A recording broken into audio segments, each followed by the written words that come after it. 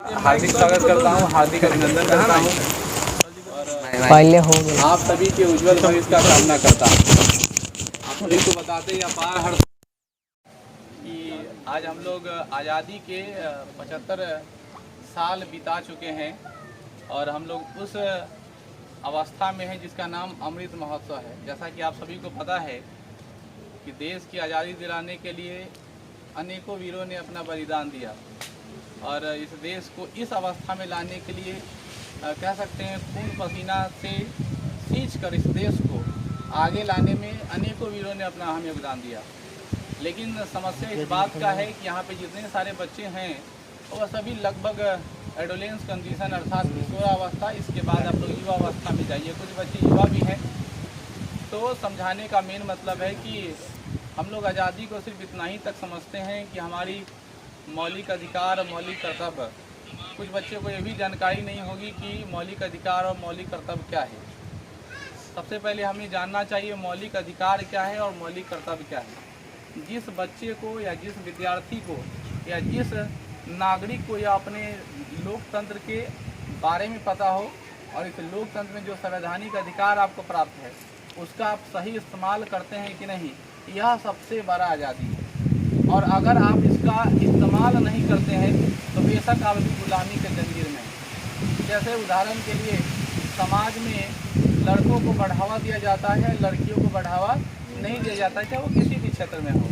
तो मैं आपको बताऊं कि आपको एक संवैधानिक दर्जा प्राप्त है, तो संवैधानिक दर्जे के अनुसार लड़का हो या लड़की सभी को क्या है, इक्वलिटी है। जो लड़कियां इस अधिकार को समझती है, उनका यह संवैधानिक अधिकार है, अगर वो समझती है तो नेचुरली समाज हमारा क्या होगा, उत्थान की तरफ बढ़ेगा।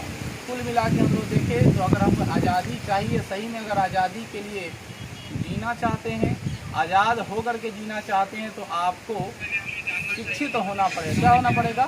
शिक्षित होना पड़ेगा। और आप शिक्षित कैसे होइएगा? तो शिक्षित होने के लिए जरूरी नहीं कि सिर्फ आप ही शिक्षित हो। आपके अंदर शिक्षा प्राप्त करने का मतलब है आप कितने को शिक्षित करते हैं। जैसे आप लोग फिल्म देखे हो गए जय हो फिल्म का एक रूल है जिसमें बोलता है वो ट्रायंगल बनाने का कोशिश करता है। ट्रायंगल बनाने का मतलब क्या है कि अगर आप शिक्षित होते हैं तो कम से कम आपके जीवन का एक कर्तव्य बनता है कम से कम दो आदमी को, कितने आदमी को? दो आदमी को कम से कम शिक्षित करना है। जैसे ही आप शिक्षित होइएगा, अपने संविधान के अधिकारों को जानिएगा।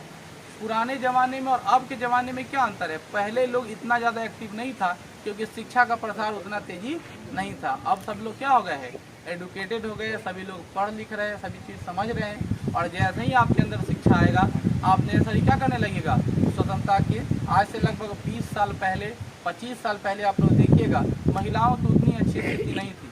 कभी कभार लड़कियाँ पढ़ने जाया करती थी। अभी मालूम चलेगा किसी इंस्टीट्यूट में, किसी भी प्रतियोगिता परीक्षा में, कहीं भी लगभग लड़कियों का औसतन क्या होता है, बहुत ज़्यादा होता है और लड़कियां लोग ही अव्वल आती है। अर्थात यह क्या है, यह स्वतंत्रता की तरफ हमारा बढ़ता हुआ देश है।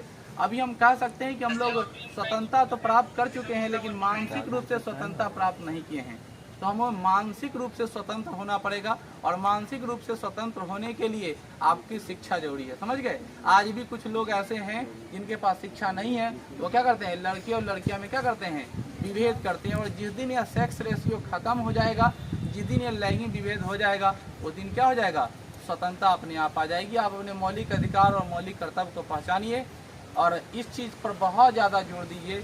बाकी आप अपने स्वतंत्रता दिवस की तरफ बढ़ते रहिएगा। आज़ादी के अमृत महोत्सव अपने आप बढ़ता रहेगा और हमारा देश जो है विकसित देशों में अपना परचम लहराएगा। जय हिंद, जय भारत।